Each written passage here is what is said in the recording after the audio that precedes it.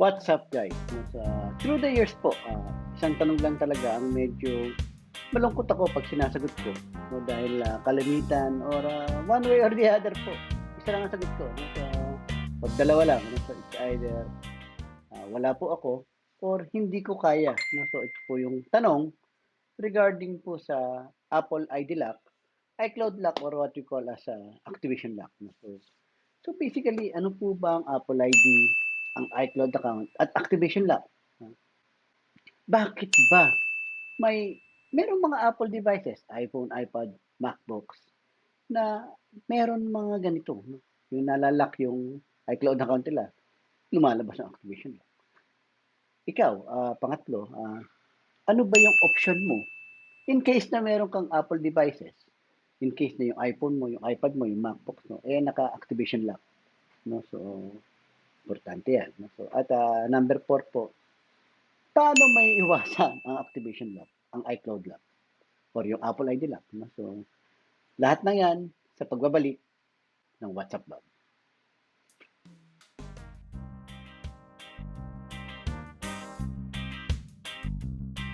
Welcome back guys. Followers from TikTok, Facebook page, and even YouTube have been asking me, no? So, Sir Bob, paano po ba mag-alis ng Apple ID? Or paano ba, or magkano ba ang paalis ng Apple ID? Well, of course, referring to iCloud account or activation lock, no, sadly. No? So, pero syempre, para mas maintindihan nyo yan, kailangan po ipaliwanag natin to in such a way na mas maintindihan nyo po. No? So, kailangan magbigay tayo ng history at kung ano ba yung mga maaari mong gawin in case na meron ka niyan. No? So, with question number one, start po tayo sa question number one. Ano po ba ang Apple ID? Ano po ba ang iCloud account? At ano ang activation lock? No? So, to start, ang Apple ID po ay isang account na kailangan o ginagawa ng mga Apple user para sila po ay makapag-download ng games and applications sa Apple Store dito. So, more like kung ikaw po ay may Android device, no? Pag may Android phone ka, kailangan mong gumamit ng Google account. Then ilalagay mo yan sa Google Play Store para makapag-download ka ng games and application. No? COD, ML, PUBG, applications such as YouTube, Facebook, Messenger. No? So, yung mga application na yun, kailangan mo ng account. No? So kung sa Google, kung sa Android phone, kailangan mo ng Google account. Sa Apple devices po or sa iPhone, kailangan mo ng Apple ID. Yan po ang Apple ID. Then, in 2011, well, to be exact, October 12, 2011, iCloud was introduced. No? Inilabas ni Apple ang iCloud as a backup platform. No? So, meaning, pag sinabi natin backup platform, pwede kang mag-backup ng contacts, ng notes, ng messages, even pictures. No? So, yan po yung iCloud na inilabas nila, which means to enable users to store data or sync data and store data uh, across devices. Ibig sabihin po nito, pag ikaw po ay may iCloud account, may ginawa kang iCloud account, pag inilagin mo yung iCloud mo sa iPhone, at inilagin mo rin siya sa iPad, or inilagin mo rin siya sa MacBooks, kung ano po yung file meron yung iPhone, papasok din po siya sa iPad, papasok din siya sa MacBook. So, to sync across devices. No? So, kumbaga, kung ano meron, lahat meron. No? So, yun po ang nagagawa ng iCloud. While in 2013, uh, Activation Lock was integrated in iCloud as a security feature. Kung makikita nyo po yung iCloud account nyo, may makikita po kayo diyang Find My iPhone feature. Yan po yung activation lock. Meaning, pag inon mo yung Find My iPhone, automatic yan activated po yung activation lock. No? So, meaning, kung yan ma-reset, ma-restore, hanggang hindi mo yung lalagay yung password ng iCloud mo, automatic yan, hindi mo magagamit ang inyong iPhone. Ganyan po ka-versatile ang iPhone. No? So, kumbaga, ang iCloud, way back 2011, is only for backup purposes. In 2013 po, nilagyan po ni Apple ng IPIN yung iCloud account. At ito po ay sa pamamagitan po nung feature na Find My iPhone, no? So, yun nga, no? So, sabi nga sa'yo, pag wala kang password, wala kang iPhone, no? So that's it, no? So, yun ang Apple ID, yun ang iCloud account, yun ang activation lock, no? So, Apple ID can be created as iCloud account, but not the other way around. O, pwede rin, pero meron ka pang i-review mga data para yung iCloud mo maging Apple ID. Pero kung Apple ID na yan, pagbukas mo ng iCloud settings, automatic yan, magtatanong yan. Gusto mo bang gamitin ng Apple ID mo as iCloud account? Pag nag-yes ka, automatic yan. Kung ano yung Apple ID mo, yun din yung iCloud account mo. No? So, pero kung sabi ko nga sa inyo, activation lock, yun po yung pinaka-lock niya, pinaka-security feature ng iCloud. No? So, yun guys, so that answers question number 1. No? So, ano bang Apple ID? Ano bang iCloud lock? Or ano bang iCloud? At ano ang activation lock? Now we go to question number 2. No? So, bakit ba may mga Apple devices na nalalak? No? So, nagkakaroon ng iCloud lock or should we say activation lock. No? So, bakit may mga ganito? Makikita niyo naman. No? So, maraming umiiyak dahil nalalak yung kanilang Apple devices. Bakit ba meron? For one, by experience, no? So, mga nagpapagawa na rin sa shop, no? Before, nung nasa farmers pa po ako, meron po kasi mga Apple devices na galing sa ibang bansa na ipinadala ng mga kamag-anak nila sa ibang bansa dahil ito po ay napulot, pwede, no? So, or, yung iba naman nakalimutan sa sobrang tagal na nakatambak, no? At pinadala sa kamag-anak sa Pilipinas, unfortunately, no? So, uh, since may iCloud nga ito dahil nakalimutan at di alam dahil nga napulot, automatic yan gagawin ng pinagpadalan, ipapa-reset, not knowing na hindi pala pwede. Dito pala yung activation lock dahil, well, of course, hindi naman sa kanila. No? So, at hindi na rin matandaan nagbigay. Yun yung problema. No? Sa, dahil po rito, lumalabas po yung mga activation lock. Napakarami po experience. No? Galing sa ibang masa, binigay lang ng kamag-anak. Ikaw pa ang problema. Dahil ikaw pa magpapalis ng iCloud na nakalagay. No? So, yan po yung reason number 1 kung bakit may mga Apple devices na may iCloud. Reason number 2 would be the user themselves. No? So, yung kung ano man yung user, kung sino man yung user, nakalimutan niya na yung Apple ID, yung iCloud account na inilagay niya. No? Napaka problemado niyan dahil ikaw na nga may gamit, ikaw na nga may ari, nakalimutan mo. Bakit? So, or yung iba naman, no? So, dahil unable sila na gumawa ng Apple ID, ibang taong pinagagawa nila. No? So, may mga experience ako na mga senior citizen, of course, hindi na kayang gumawa ng iCloud account yan. Ibang taong pinapagawa nila or yung mga apo nila. At itong mga pinagpagawa nila, hindi rin naman sinusulat yung detalye ng ginawa nila at malaking problema po yan. No? So, at yan, natatambak ang mga Apple devices dahil sa mga ganyang uh, problema. No? I wouldn't say pagkakamali, but problema. No? So, that would be number 2 reasons kung bakit may mga Apple devices na may iCloud account. Number 2 would be, I would say na nabili lang online. No? So, meron kasi mga buyer na bili lang ng bili without knowing yung consequence ng pagkakabili nila dahil meron din ng mga, I wouldn't say magnaloko sa online by itself. Meron talagang budolero, no? So, yung scam na ibebenta online, oh, ito na lang. O, ano bang, hindi ipapaliwanag kung ano ibig sabihin ng iCloud account. Or meron man na magbebenta ng mga iPhone na nakatago. Meron kasing ways, no? Kung paano i-hide ang Apple ID, ang iCloud account sa isang iPhone. So, yung nakabili, minsan i-reset niya, no? Without knowing na meron pala nakalagay na iCloud. At yun, patay ka. Patay kang bata ka. No? So, meron mga Apple devices na may mga iCloud account dahil mismo sa mga I wouldn't say scrupulous, no? Yung mga scammer sa online na nagbebenta sa mga hindi nakakaalam. No? Yun yung pangatlong rason. Number 4, of course, yung pinakamasama. No? So, meron po kasi mga Apple devices, iPhone, iPad, MacBooks, na GSM. hindi po ito yung inumin na hinebra, no? So, ito po yung galing sa magnanakaw. At automatic po yan, pag galing sa magnanakaw yan, na snatch, na hold up, na akyat bahay, automatic yan, hindi papayag yung may-ari na hindi niya ilalakyan. Or worse, syempre, meron ng passcode yan. At syempre, yung mga magnanakaw, automatic, ipare-reset, baka pagkaperahan, boom! No? So, instead na maibenta mo ng malaki, ibebenta mo lang napakamura dahil may iCloud account. So, yun po yung mga rason kung bakit merong mga Apple devices na may iCloud or activation lock right now. No? So, now we go to question number 3. At ito po yung pinakamahalaga. Alam ko, yung pinakakabangan nyo. No?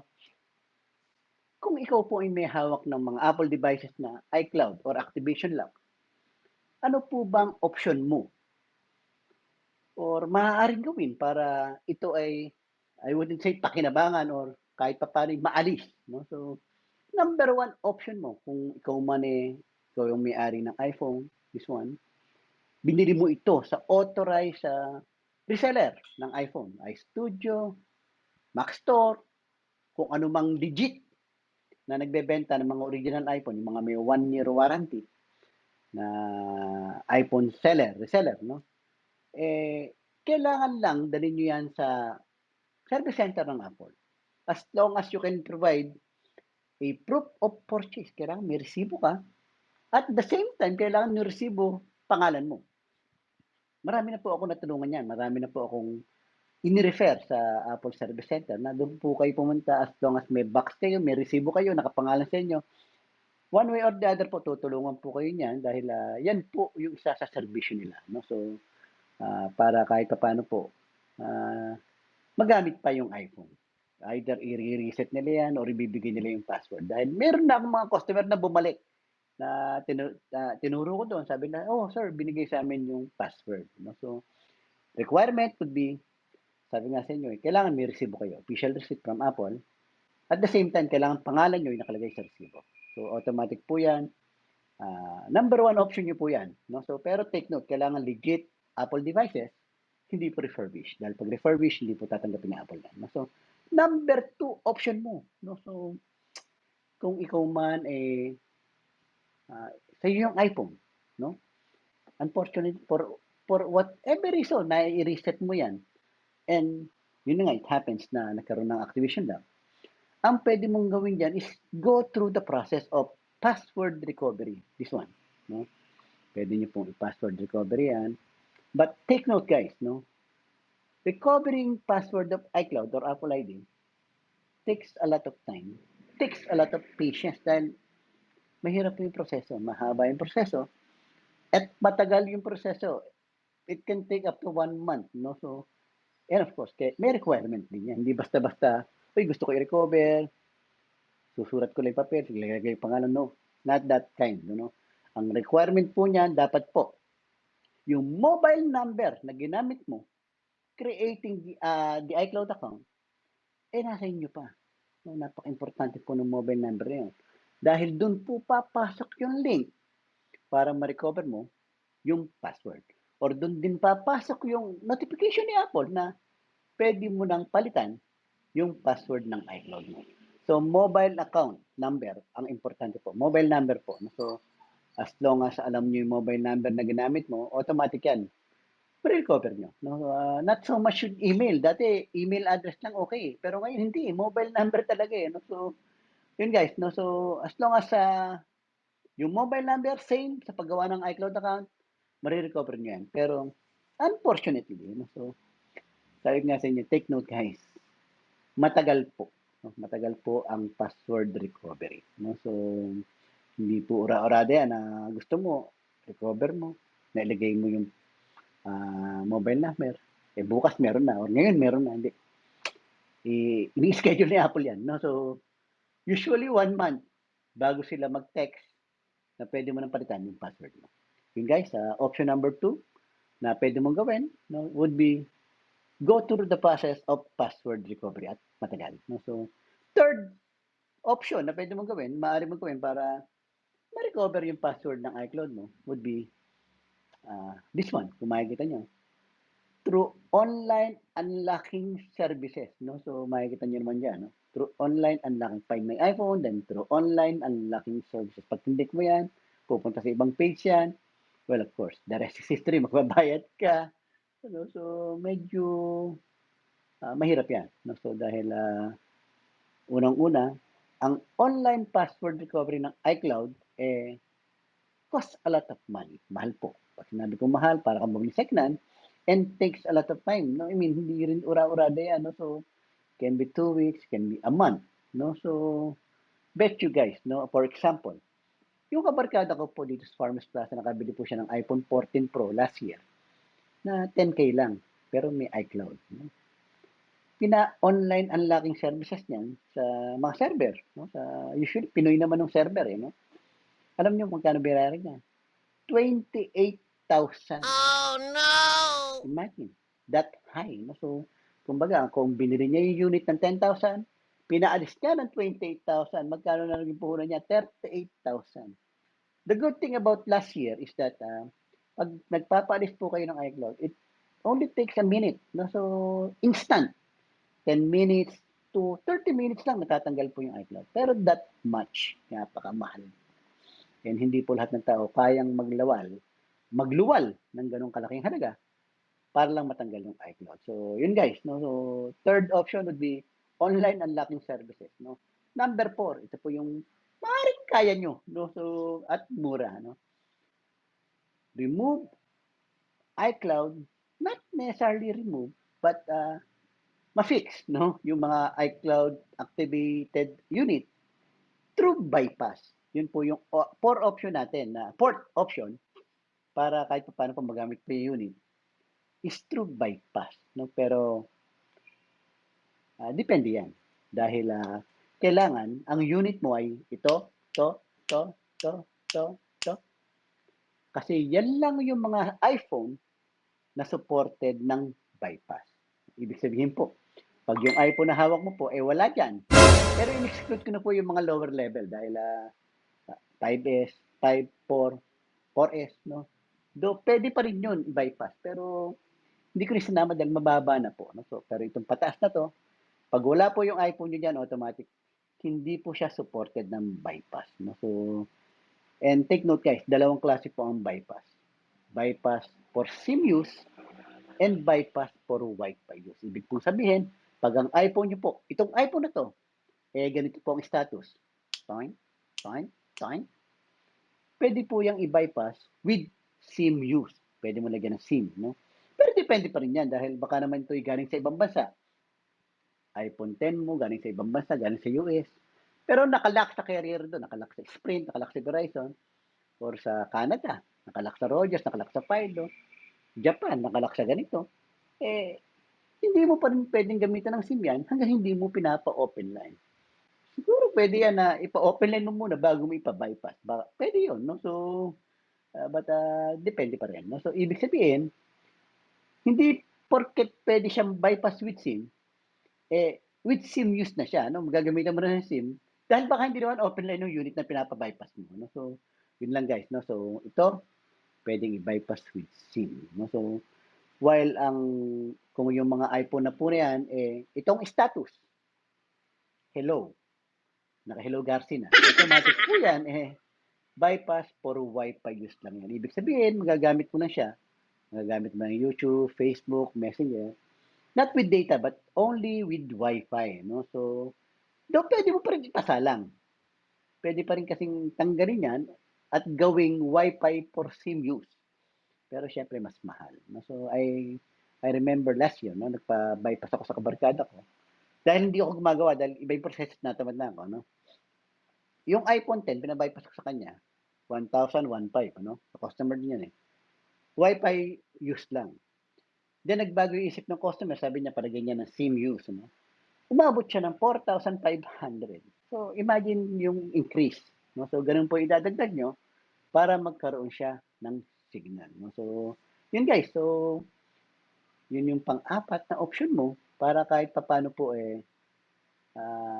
may pakinabang pa yung mga iCloud activated lock na Apple devices, no? So panlima would be, well, of course, sell it for parts. Dahil automatic yan, pag yung 1, 2, 3, for option na pwede mo gawin, na-exhaust mo na, or hindi pwede yung hawak mo na Apple devices, automatic yan. Benta mo na lang for parts, no? So, dahil nabibili pa po yan, no? So, well, of course, the higher the unit, the higher the price.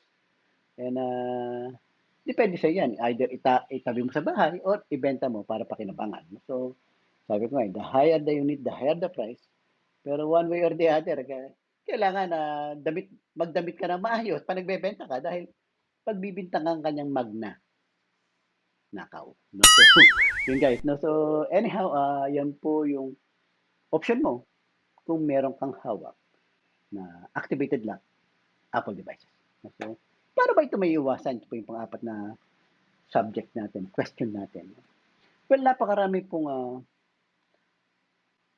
video ni WhatsApp Bob na malaking tulong po sa mga ganitong issue.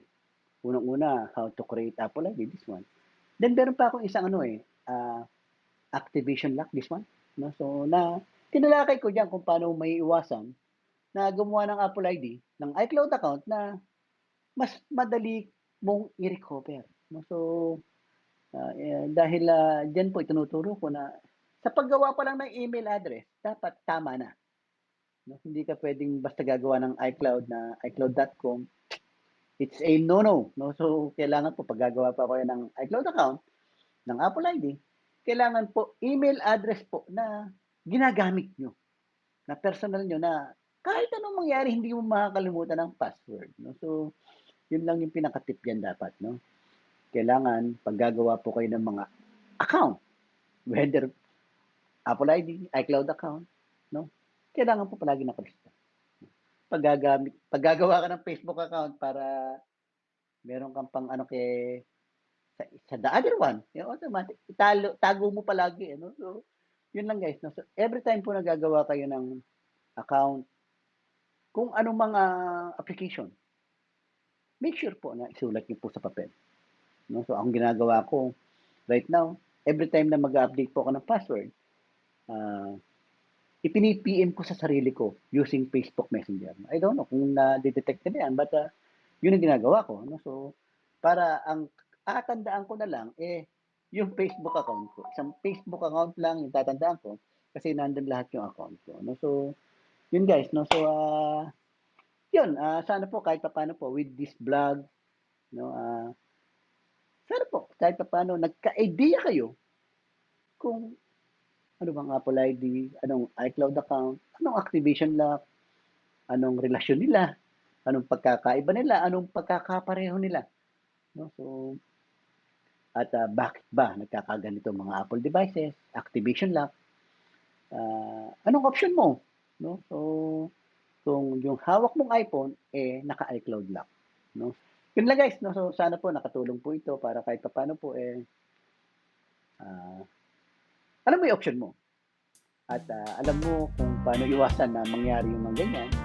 At alam mo yung choice mo kung bibili ka ba, pupulutin mo ba, or magmamagandang loob pa ipapalit mo. So, yun lang guys. Maraming salamat. At I hope nakatulong po ito. Lalong-lalo na doon sa may mga hawak ng mga Apple activated lock devices. So, yun lang guys. Yun lang guys. Maraming salamat. God.